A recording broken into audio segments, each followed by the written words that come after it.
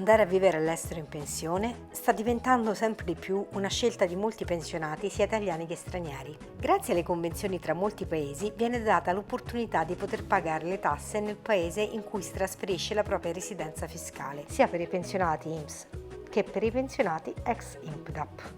Ma i paesi nei quali si ottengono le agevolazioni fiscali per queste due categorie di pensionati non sono sempre gli stessi. Infatti, mentre i lavoratori che percepiscono la pensione INPS potranno scegliere tra alcuni paesi anche europei per avere la detassazione della pensione, pagando le tasse nel paese scelto, come ad esempio il Portogallo, la Grecia, l'Albania o la Bulgaria, i pensionati ex INPDAP per godere dell'agevolazione fiscale potranno solo scegliere paesi fuori dall'Unione Europea, tra cui la Tunisia, il Senegal, Costa d'Avorio o Australia. Per fare chiarezza su queste convenzioni, possiamo dire che esistono dei trattati internazionali tra gli Stati per evitare la doppia tassazione. Dopodiché, alcuni di questi paesi hanno deciso internamente alle loro politiche fiscali di far pagare meno tasse a chi trasferisce lì la propria pensione. Questo di solito avviene per un numero di anni limitato. Di seguito specifichiamo meglio i parametri decisi da alcuni degli Stati che hanno siglato un trattato con l'Italia.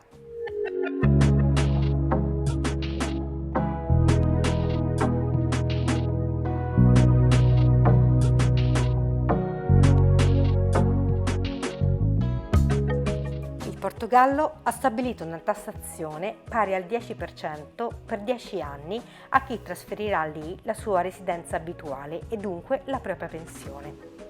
Tra l'altro sembra che il Portogallo voglia aumentare la sua offerta accogliendo i pensionati di altri paesi con una tassa al 10% fino a 15 anni, visto che già la Grecia ha scelto questo limite di tempo adottando anche lei da luglio 2020 la detassazione per residenze fiscali expat. Se volete avere maggiori informazioni al riguardo scriveteci e possiamo mettervi in contatto con un'agenzia per il trasferimento che potrà esservi utile anche nella scelta del paese giusto per voi. Una delle scelte più recenti invece è quella della Grecia. La Grecia ha scelto di aderire alle convenzioni bilaterali tra paesi per evitare la doppia tassazione, facendo pagare ai pensionati che si trasferiscono in Grecia solo il 7% di tasse per la durata di 15 anni. Questa scelta della Grecia entra in vigore a luglio 2020 e sta attirando nel paese ellenico molti pensionati che scelgono di vivere ad Atene o Salonicco o in una delle 277 bellissime isole greche abitate. Una tra le più gettonate sembra proprio essere l'isola di Creta. Vista la sua posizione all'estremo sud d'Europa, con un clima che si mantiene mite da marzo a dicembre, l'isola di Creta è una meraviglia.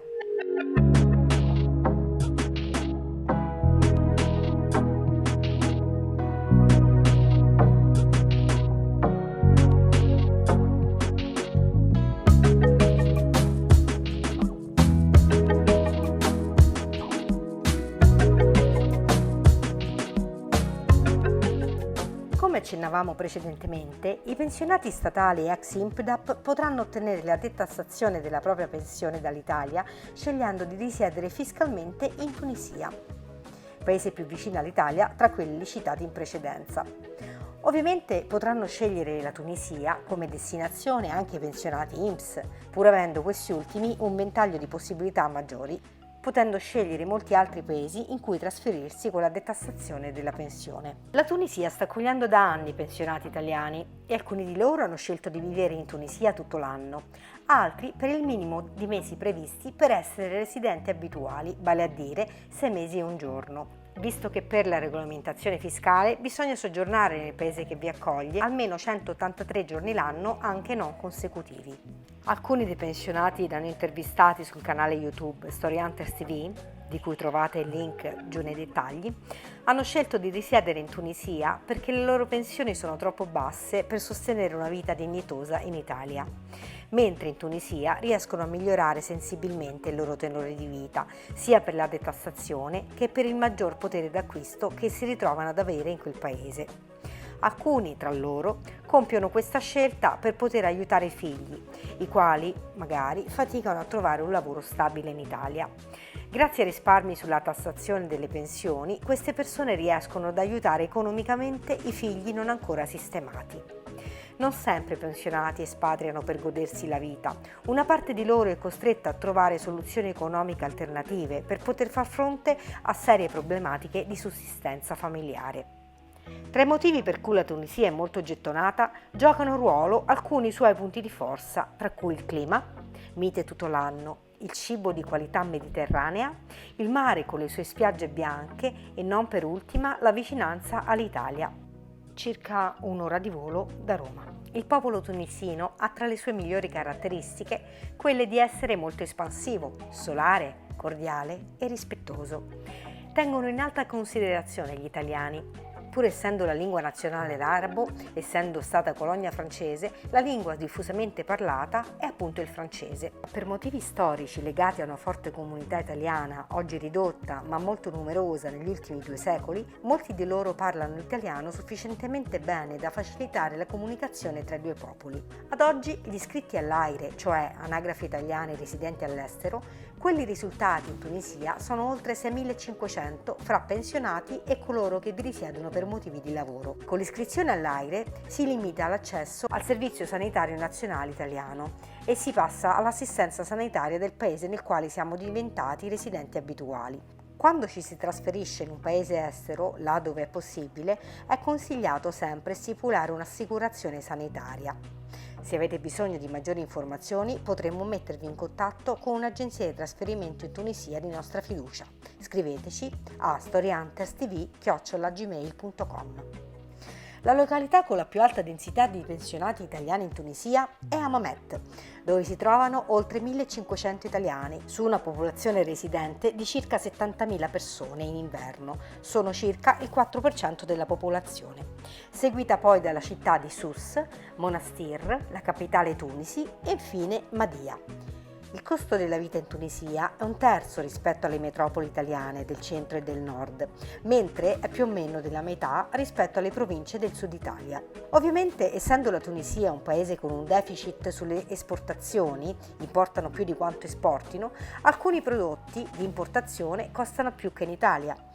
Se la sanità pubblica può suscitare qualche perplessità per chi è abituato agli standard italiani, la sanità privata in Tunisia è ottima e di modico costo, con strutture e macchinari al corso coi tempi ed equip mediche ad alto livello, spesso con preparazioni di università italiane. Soprattutto va evidenziato il fatto che è usufruibile a costi decisamente ridotti rispetto a quelli cui siamo abituati a pagare nel nostro paese.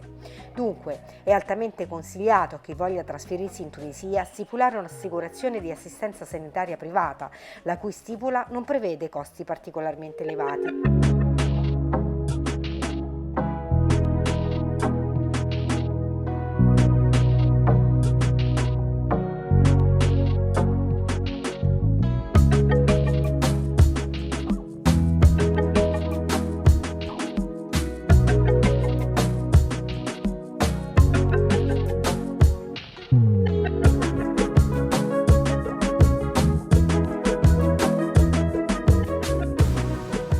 L'agevolazione fiscale adottata dal governo spagnolo per quanto riguarda la regione delle Isole Canarie evidenzia un dato molto allettante. I pensionati che trasferiscono alle Isole Canarie la propria residenza fiscale, la cui pensione lorda sia pari o minore a 22.000 euro annue, non sono soggetti ad alcuna tassazione e non hanno l'obbligo di fare la dichiarazione dei redditi. Sopra tale cifra vige il regime a scaglioni fiscali, ma nel loro complesso le tasse da pagare alle Isole Canarie saranno sicuramente di gran lunga minori rispetto a quelle dell'Italia.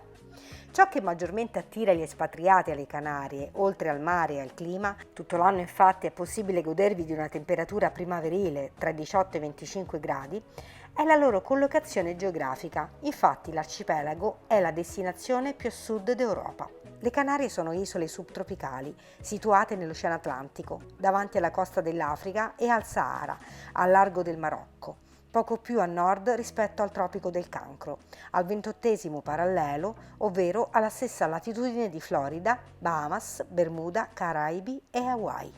Le isole Canarie sono 7. La più grande è Tenerife, seguita da Gran Canaria, Lanzarote, Fuerteventura, La Gomera, La Palma e Le Hierro. Sperando che questo video possa esservi stato utile, non esitate a contattarci nel caso vogliate essere messi in contatto con un'agenzia per il trasferimento all'estero. Vi invitiamo a iscrivervi al nostro canale YouTube Story Hunters TV e cliccando sulla campanella vi arriveranno anche le notifiche via mail dei nostri prossimi video. Ciao!